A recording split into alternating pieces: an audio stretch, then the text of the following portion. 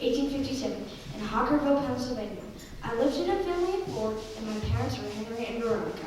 I had a sister named Serena, but sadly she died at the age of 4 from the sickness scarlet fever. My dad kept trying to farm, but they kept failing, so we moved a couple of times. I went to 6 different schools, and I ended up leaving school at the age of 12. After that, I had the best job in the whole wide world. Just kidding. I had to work for a printer. I dropped my straw hat into the printer, and the printer stopped working. And then they fired me. Next, I got a new job at an ice cream shop. That's where I found my love for sweets.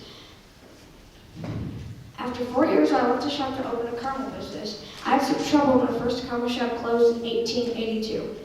I kept having troubles, but I never gave up. Then, a miracle happened. I borrowed some money from the bank and made a caramel factory in Lancaster, Texas. I eventually made 2 factories with 1,300 workers in 1890. I went to the Chicago World's Fair 3 years later and stopped in my tracks when I saw a chocolate German machine.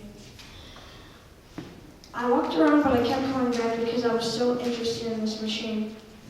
When the fair was over, I ordered a bunch of those chocolate machines. I tried to make the perfect chocolate bar. I tried over and over again and finally made the first American-made milk chocolate bar. I made a big decision and sold my caramel factories. Then I made a chocolate factory with a town around it. The town was eventually named Hershey, Pennsylvania. I married Catherine Sweeney. I always called her Kitty. We traveled to many different places together. And I loved to buy stuff for her like jewels and furs. I also liked to gamble and play cards. Kitty had a disease that weakened her muscles, so I spent money on doctors to help, but there was no cure, which meant we could not have children because of her disease. In 1905, the factory was completed. We made an assembly line for the factory where the chocolate was made. I was finally satisfied with the milk chocolate. It was creamy, sweet, and it could ship safely. The chocolate was wrapped in a dark brown paper with large letters that said Hershey. The bar cost 5 cents back in the day. And the factory was making as much as 100,000 pounds of chocolate each day. In 1907, we made a chocolate swirl shape that we called Sweethearts. But I had a better idea. To use like a bear boat that made a kissing noise to make a chocolate I called Hershey Kisses. In 1909, we founded the Hershey Industrial School for Orphan Boys.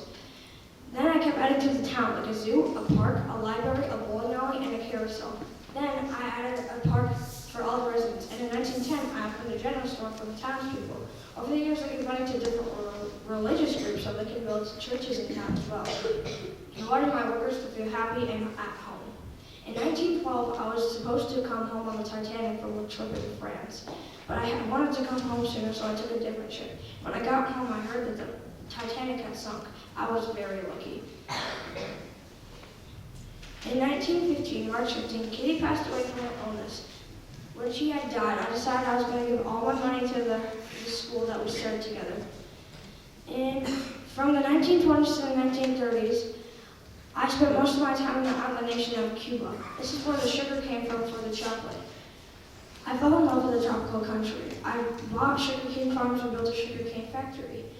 I wanted the workers to have homes, so I built houses for them and made sure they had electricity, which was rare at the time in Cuba.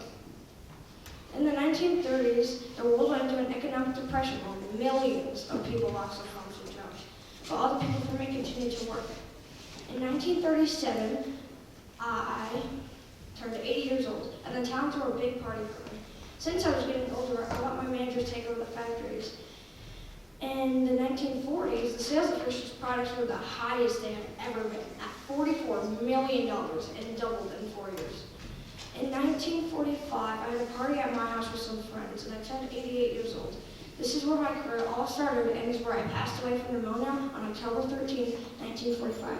Today, my legend of the Hershey bar continues today. New candy bars have been created, such as the Reese's Peanut Butter Cups and Kit Kat, among several others.